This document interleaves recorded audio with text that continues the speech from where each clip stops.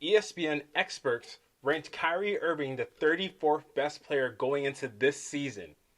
Fam, what? Bro, what are you talking about, man? Let's talk about this. So ESPN over the summer made a top 100 NBA players list for the season we're in right now. The criteria of this list was player versus player matchups of more than 15,000 pairings, with the question being which player will be better in 2023-2024. Now I'm trying to be fair to ESPN here by outlining the criteria for the list. Unfortunately, I do not know what specific player matchups happen. However, any filter, criteria, or requirement on a top NBA players list that results in Kyrie Irving being 34th is comical. Help me! Help me! Nigga!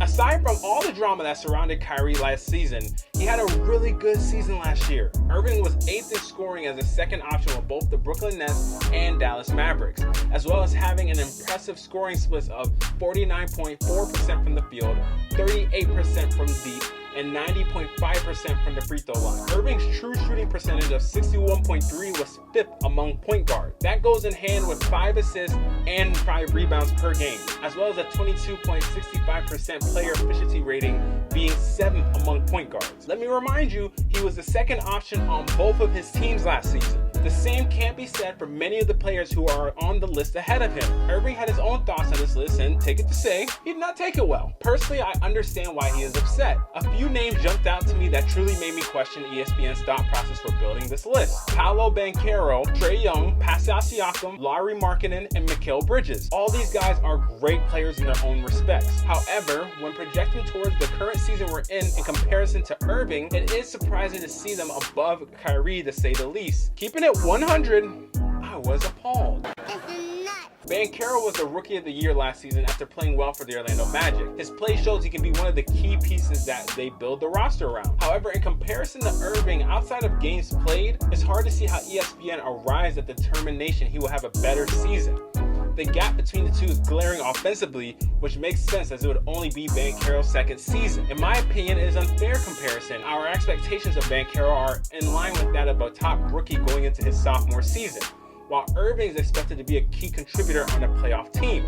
When you encompass that with the overall body of work, come on now, let's talk about Trae Young. He has proven to be one of the best playmakers at the position with a nice scoring punch to pack too. His scoring efficiency and diversity lags far behind Irving, but he makes up for it in playmaking. He saw improvements in that department in particular. Young will have more opportunities for growth this year than Irving will, seeing as Young is the Atlanta Hawks' main ball handler. While being adept at getting to the free throw line and hitting them when he does, Young has yet to transfer that efficiency over to his scoring in the manner Irving has. Regardless of the situation, Irving has been one of the most efficient scorers in the league. When you consider he's playing with arguably the best all-around offensive player in the NBA right now, not named Nikola Jokic, it feels like Irving is the easy choice.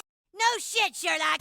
Then there's Pascal Siakam, a player who has consistently improved his scoring output each passing season. His scoring efficiency lags behind Irving despite that fact though. Siakam is also on more shaky ground playing for the Toronto Raptors, as he's been the subject of multiple trade discussions. Situation is one of the many important factors that can dictate whether or not a player has a great season. Siakam's future being up in the air from a roster standpoint makes it hard to emphatically argue that he will have a better season than Irving. Did I mention Kyrie's playing with Luka? Yes! Finally is Lauri Markkanen and Mikal Bridges, both players who had great seasons last year. They were breakout seasons in a way for two guys who were really good players but showed hints of possibly being even greater. However, a good stretch in no way should overshadow the body of work Irving has built and put on display for years. It is disappointing because it feels like ESPN lowered Kyrie Irving's place on this list because of the noise that surrounded him last season, rather than his actual play on the court. It makes these type of lists and those who put them together less credible. No, I am not just saying that because I disagree with it. Like I said earlier, much of this could just be due to the method of how they put it together. If so,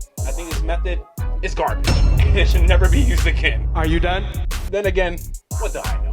Thanks guys for watching this video. Of course, I appreciate all your support. Go ahead and drop a like on this video, and also if you've made it this far, leave a comment and let me know your thoughts on this video, and let me know where you think Kyrie Irving should be ranked amongst the top NBA players in the NBA at this moment and point in time. I think right now you see Right now, the Dallas Mavericks are in the pack, along with many good teams in the Western Conference. And obviously, that team is being led by Luka Doncic, and Kyrie's playing a big role in where that team goes. But I think that he's going to be a key contributor, like I've noted in this video multiple times, for wherever the Dallas Mavericks go, behind Luka's leadership and contributions to that team. So guys, let me know where you think Kyrie Irving should be ranked overall. And of course, guys, make sure you follow the KBR Sports on all social medias in terms of Instagram, Twitter, and on Facebook as well. And follow me on TikTok, Twitter, and wherever else as well. You can just follow me at Brendan Abbott, guys. And of course, I appreciate each and every one of you for watching this video. And also make sure you guys subscribe and follow the podcast. And until next time, I'm out.